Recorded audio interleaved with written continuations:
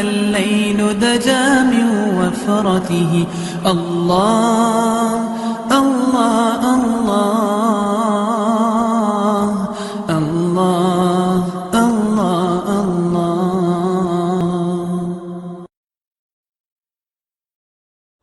أعوذ بالله من الشيطان الرجيم.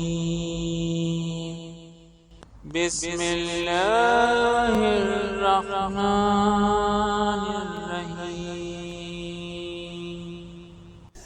ألف لام ميم. ذلك الكتاب لا ريب فيه هدى للمتقين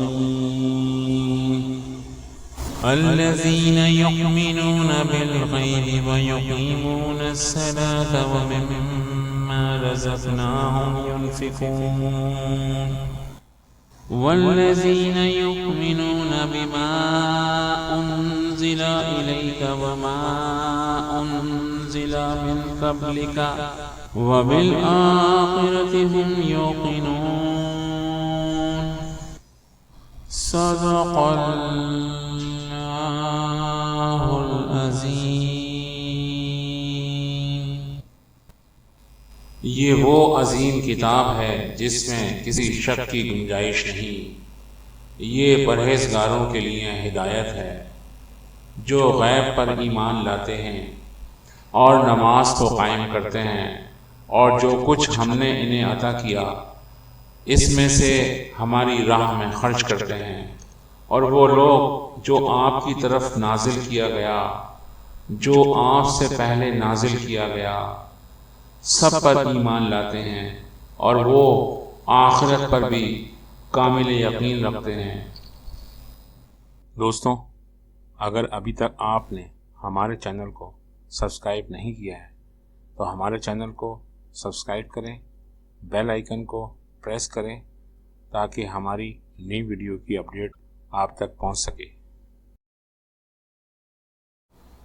السلام علیکم دوستوں، میں روحانی عامل. آج کی ویڈیو میں آپ کو ہر بیماری سے شفا کا ایک بہترین وظیفہ بتاؤں گا. دوستوں، آج کے دور میں جب لوگ عجیب و غریب بیماریوں کے بارے میں بتاتے ہیں تو بہت عجیب سا لگتا ہے ان بیماریوں کا سن کر. اگر ہم زیادہ دور نہیں، صرف 15 سے 20 سال پیچھے چلے جائیں تو آج جو ہم یہ عجیب و غریب بیماریوں کا سنتے ہیں تو 20 سال پہلے ان بیماریوں کا کوئی وجود نہ تھا.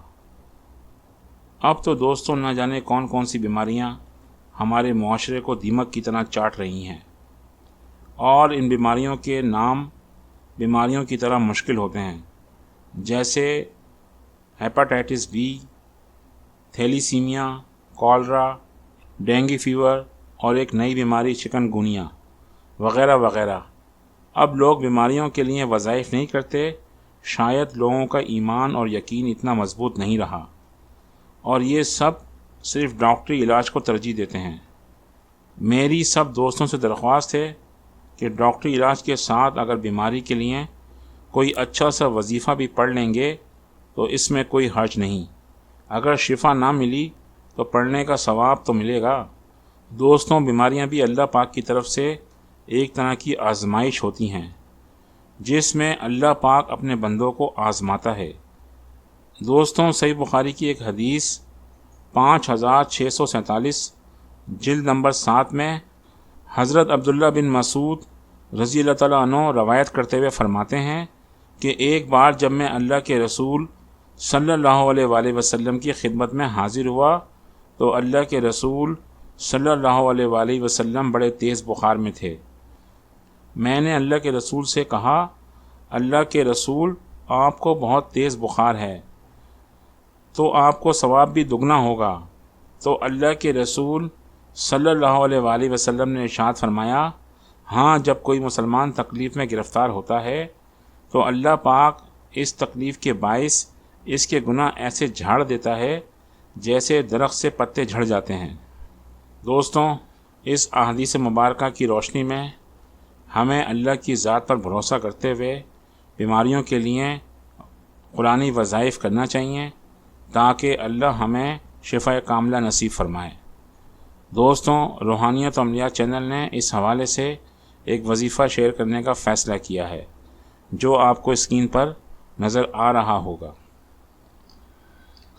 دوستوں، آپ نے کرنا یہ ہے کہ آپ اگر کسی موذی بیماری میں مبتلا ہیں تو آپ کو ہرگز مایوس نہیں ہونا چاہیے، بلکہ ہر نماز کے بعد اس آیت مبارکہ جو کہ سورہ انبیاء پارہ نمبر 17 آیت نمبر 83 کا آخری حصہ ہے، آپ نے اس کو 500 مرتبہ پڑھ کر اپنے دونوں ہاتھوں پر دم کر کے پورے جسم پر پھیرنا ہے۔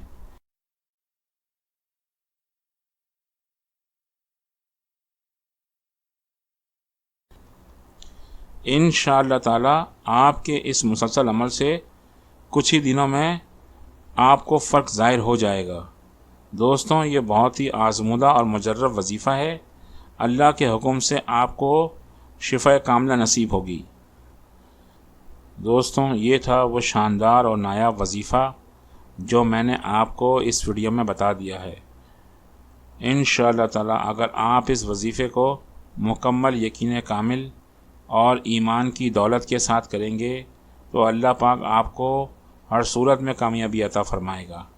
دوستوں، اس کے ساتھ ہی روحانی عامل کو اجازت دیجیے۔ انشاءاللہ تعالی اگلی ویڈیو میں آپ سے ملاقات ہوگی۔ اللہ آپ کا حامی و ناصر ہو۔